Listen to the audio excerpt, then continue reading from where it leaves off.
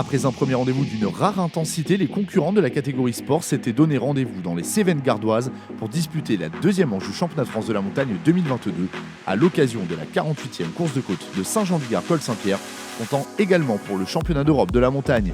Le soleil était au rendez-vous malgré des températures fraîches en matinée, de quoi offrir un spectacle plébiscité par le plus grand nombre.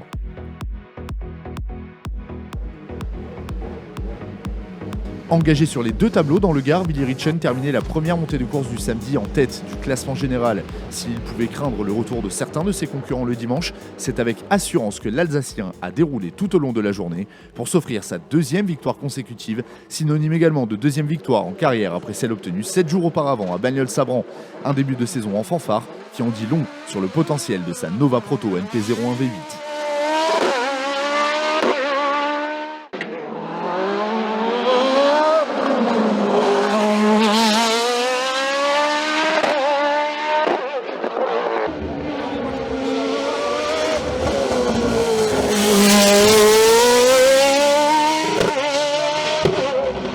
C'est indescriptible, franchement c'est génial, j'arrive pas à y croire.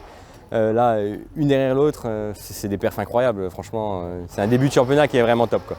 Pour moi, c'est une des plus compliquées du championnat, une des plus belles. Un parcours très rapide, assez sélectif et il faut vraiment oser aller vite là-haut. Malheureux à Bagnols-Sabran, Damien Chambéraud doit à nouveau se contenter à l'arrivée d'une deuxième position peu représentative de ses compétences sur sa Norma M20 FCE de SC Turbo.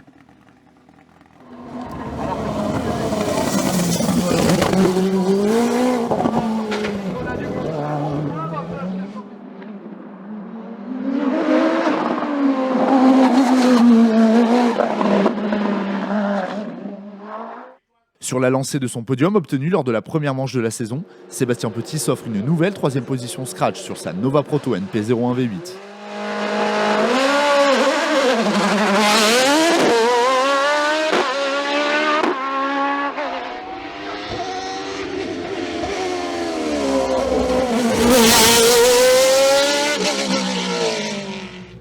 Axel Petit a à nouveau brillé à Saint-Jean-du-Gard. Sur sa Nova Proto NP03, il termine meilleur jeune de la catégorie sport.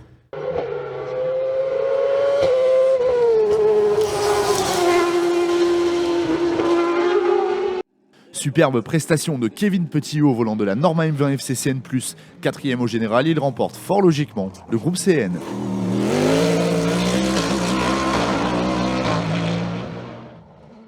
Cyril Franz s'occupe à l'arrivée la 5e position au scratch, ainsi que la 5e place de la classe E2SC3 sur son Nozella PA30 Turbo.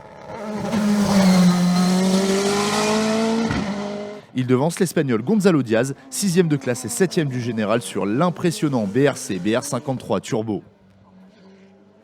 Corentin Stark a une nouvelle fois montré l'étendue de son talent et place sa Nova Proto NP01 Turbo à la 6e place du classement scratch ainsi qu'en tête de la classe E2SC2.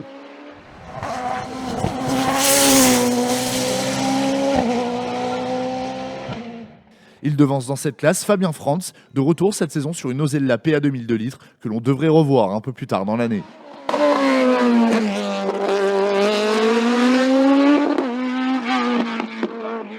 Cédric Lansard progresse à pas de géant au volant de sa Norma M20 FCE de SC Turbo bridé. À son volant, il remporte la classe E2SC 3B et termine 10e du général.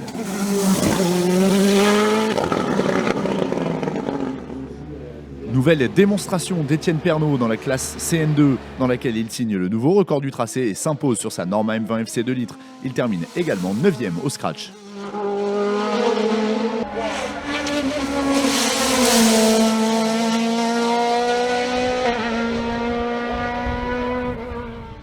Dimitri Pereira, champion de la Ligue Occitanie-Méditerranée en 2021, s'offre une très belle deuxième position de classe sur une monture similaire à celle du vainqueur du jour.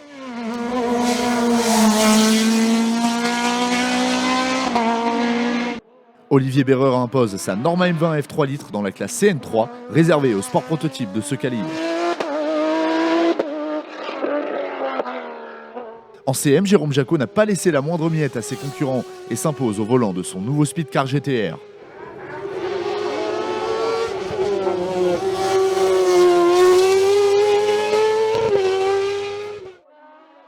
Un combat acharné s'est présenté pour la seconde position de la classe, finalement remporté par Tom Diebold et son BRCB 49 Evo à moteur BMW.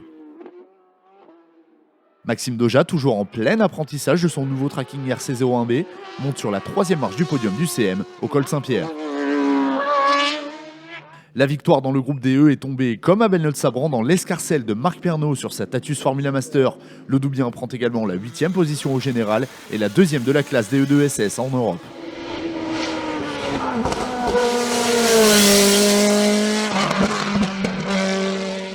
Dans cette classe DE8, il devance Marcel Sapin, 2e donc sur sa Formula Master. Et Rémi Béchadergue évoluant lui aussi sur une monture lombarde. Week-end parfait pour Thomas Closy. Il impose sa Dallara F305 Evo 07 dans la classe DE5S des Formule 3, tout en prenant la 4e position de la classe DE2SS sur la manche européenne. Nicolas Verdier a tout donné mais doit s'incliner dans cette classe lors de la dernière montée. Il place donc sa Dallara F306 en 2e position du DE5S. Les deux hommes devancent un Didier Brun toujours aussi fringant au volant de sa Dallara F302 à moteur Renault. Après 3 ans de disette, Didier Chaumont renoue avec la victoire dans la classe DE7 sur sa Tatuus Formule Renault.